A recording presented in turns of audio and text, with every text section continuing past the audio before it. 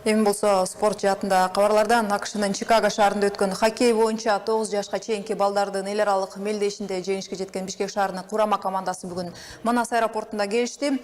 Аларды Бишкек шаарынын мэри Албек Ибраимов баштаган бир катар жетекчилер, жаш хоккейчилердин ата-энелери, жакын туугандары, көрмандары тосуп алышты. Барингтон Айс Арена 2017 кубогуна арналган мелдеш АКШнын Чикаго шаарында 1 декабрдан 5 декабрга чейин өттү.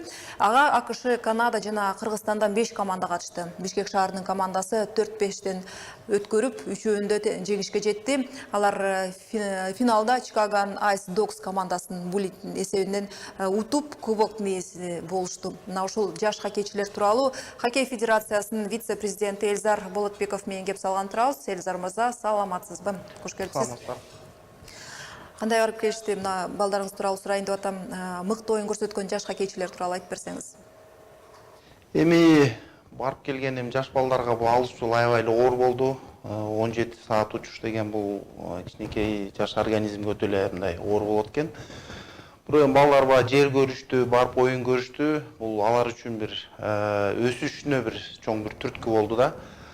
Барып барган күнү эле кичине 17 саат перелеттон барган күнү эле оюн болуп калып, ушу биринчи оюнга жеңил ызаасын тартып калышып, анан кийинки оюндарында өзүнүн колго алып, балдар өздөрүн көрсөтүштү.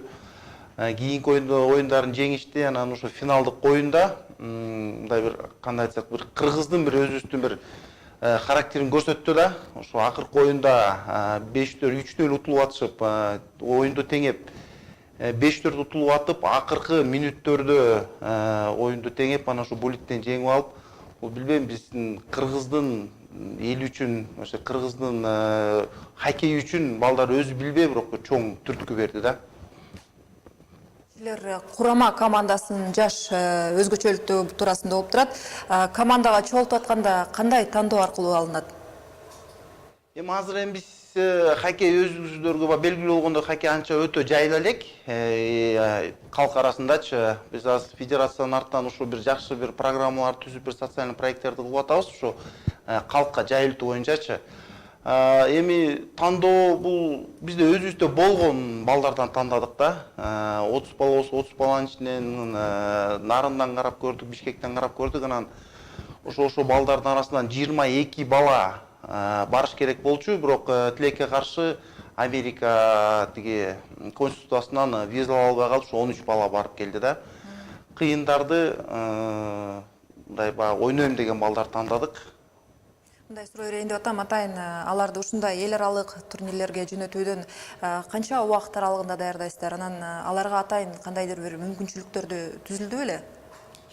Бул эми башы, ушу эки мелдештин башы бул биздин хоккей федерациясынын президенти Омуркан Фанварласбекович өзү ушу сүйлөшүүлөр болуп, Американын ушу Чикаго жанагы өзүнүн мындай коллегалары менен сүйлөшүп, ушу мелдеш болот деп май айында эле белгилүү болгон. Ошо май айынан баштап эле биз даярдыкты баштадык да, Ысык көлдөн сбор өттүк. Андан келип муз баягы тоңгончо тиги Газпром, Акчебеште Газпромго барып, ошол жактын залында белдемелер болуп отурду, тренировкалар. Анан кийин уже муз тоңуп калгандан кийин ушу городской катокто мындай кызуу даярдык боло баштады. Тренерлерибиз, ата-энелер бир топ жардам берди. Ушу аягындан кетерде, ушу биздин Бишкек шаарыбыздын мэрине Албек Ибраимовичке чоң бир ыраазычылык билдирип кетет элек. Ушу балдарды колдоп, жанагындай каражат бөлүп бергенде, ушу балдар барып, буюрса жакшы бир жеңиш менен келди да. Спорттун түрүнө кызыгуу канчалык жана канчалык деңгээлде, мындай популярдуу? Эми хоккейди өтө мындай популярдуу деп деле айтып кеткенге алысмын. Бул жаңыдан биздин деле ошо федерациянын түзүлгөнүнө бир 8 эле жыл болду да. Ошо 8 жыл ичинде эми колдон келишинче азыр жайылтуу аракет кылып атабыз, бирок баары эле келип такалып, жана биздин именно бизге муз аянтчалар аз болуп атат.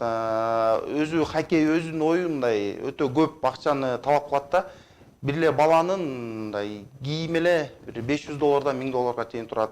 Клюшкасы эле бир $100 болот.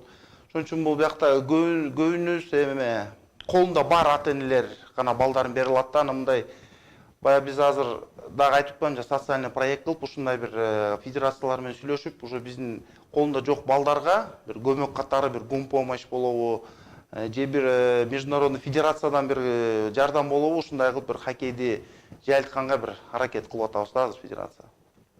Хоккей ойыну мына спорттун жеңил түрүнө кирбесе керек да, негизи ойноо шарттары кандай?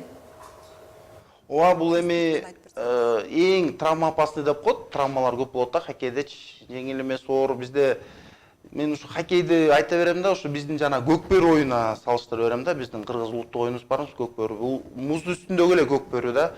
Биякта түртүш болот, уруш болот, травмалар көп болот. Анан бирок кичинекей кезинен бала бир 3-4 жашынан ушу конькиге туруп хоккей ойногонду үйрөнсө, чоңойгондо мындай жеңилирээк болот да баланын өзүнө.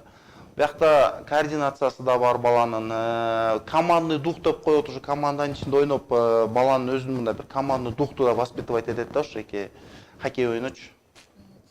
Сизге Элизар мырза маалым болуш керек, биздин өлкөдө кийинки муунга бул спорттун түрүн жайылтыш үчүн дасыккан хоккейчилер барбы?